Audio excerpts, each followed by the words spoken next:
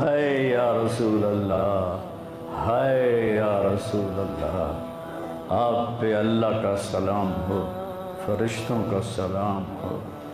آج ڈاکٹر حسین کی بارات ہے، انوکھی بارات ہے، نیزوں پہ چڑھ کے آ رہی ہے۔ آج اس نے سرخ جوڑا پہنا ہوا ہے، اپنے خون کے دھاگوں کا جوڑا پہنا ہوا ہے، اپنی بوٹیوں کا سرا بنایا ہوا ہے، اور آج اس کی بارات نیزوں پہ چڑھ کے جا رہی ہے۔ آپ کی اولاد کو قتل کر دیا گیا،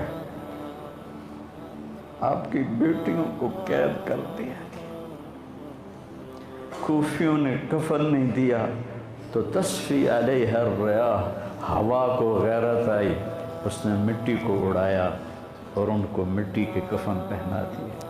جب گلا کاٹ کے نیزے پہ چڑھا دیا تو پھر زنان خانے کو پکڑا گیا۔ تو حضرت زینب کیا جگر والی خاتون ہے، 6 بھائیوں کی شہادت دیکھی، 2 بیٹوں کی شہادت دیکھی، عون اور عبداللہ۔ آپ عبداللہ بن جعفر کی زوجہ محترمہ تھی، ان سے 2 بیٹے تھے، عون اور عبداللہ۔ 2 بیٹوں کو شہید ہوتے دیکھا، 6 بھائیوں کو شہید ہوتے دیکھا، سارے خاندان کو ذبح ہوتے دیکھا۔ امام زین العابدین ساری رات روتے تھے، تو ان کے خادم نے پوچھا، حضرت اللہ نے اتنا کچھ آپ کو دے دیا، اب آپ ساری رات کیوں روتے ہیں؟ کہنے لگے، میرے بھائی یعقوب علیہ السلام کا ایک بچہ گم ہوا تھا، یوسف، اور وہ بھی مل گیا تھا، تو اس کے لیے 40 سال وہ روتے روتے آنکھیں گنوا بیٹھے۔ میں نے تو اپنے سارے خاندان کو اپنے سامنے ذبح ہوتے دیکھا، خاندان بھی خاندان نبوت۔ تو جب سر کاٹ کے نیزوں پہ چڑھ گئے اور زینب اور ان کو لے جانے تو آپ نے پیچھے مڑ کے دیکھا تو لاشیں پڑے ہوئے تھے، سر نیزوں پہ چڑھے ہوئے تھے، چھوٹا سا معصوم عبداللہ کا سر بھی نیزے پہ چڑھا ہوا تھا۔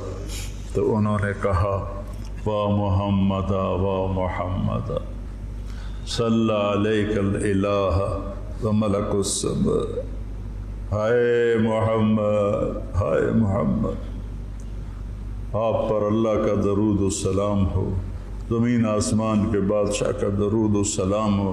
ھذا حسین بالعراء مزمل الجم مقطع الاضحى۔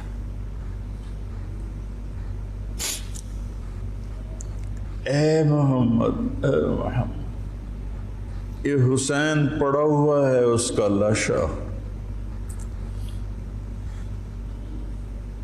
بے گور و کفن۔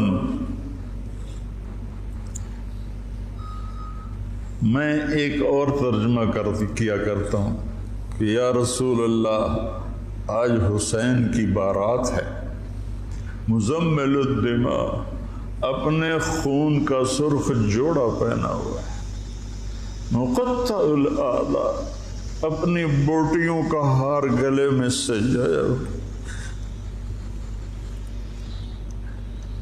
بناتوں کا سبایا، اب کی بیٹیاں قید ہو گئیں، وذریتوں کا مقتلہ، اب کی نسل ذبح کر دی گئی، تصفی علیہ الریاح، کوفیوں نے کفن نہیں دینے دیا تھا، تو کہنے لگی انہیں کفن نہیں دیا گیا تو ہوا کو غیرت آئی، ہائے، اس نے خاک کو اڑایا اور خاک کا کفن پہنا دیا۔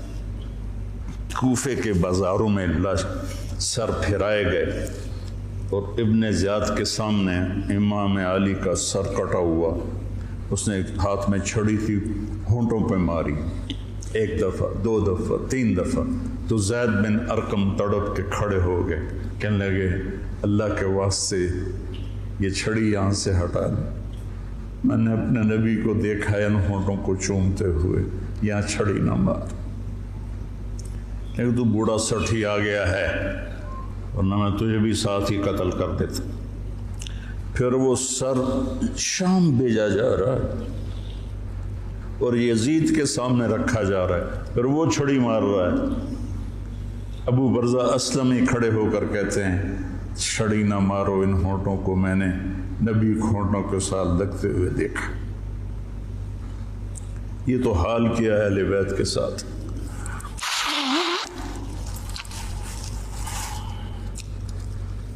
بہرحال میرے بھائیوں،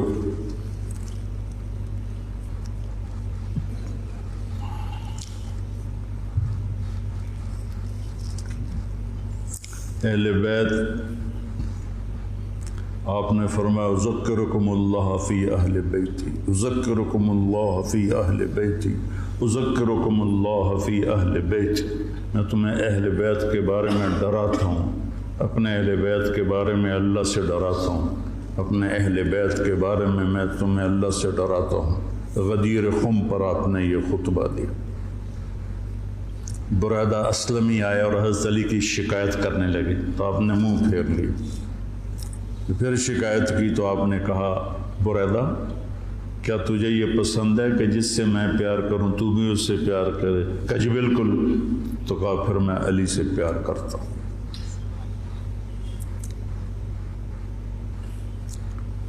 میرے عزیزو، میرے بھائیو، کربلا ایک سبق ہے۔ کربلا صرف 10 دن رونے دھونے کے لیے نہیں ہے، ایک سبق ہے کہ اپنی زندگی کو اللہ رسول کے سامنے جھکا دو۔ گردنیں کٹنے کے لیے اللہ ہم سے نہیں مطالبہ کر رہا، وہ انہیں ہستیوں کے لیے تھا۔ ہمارے ذمہ ہے کہ ہم اللہ اس کے رسول کے سامنے سر جھکائیں، مسلم بن کے چلیں، مومن بن کے چلیں۔ اللہ کے واسطے میرے بچوں، اگر میرے شاگرد ہو تو یہ دیوبندی اور یہ بریلوی یہ جھگڑے نکال دو، اپنے آپ کو مسلمان کرو، مسلمان۔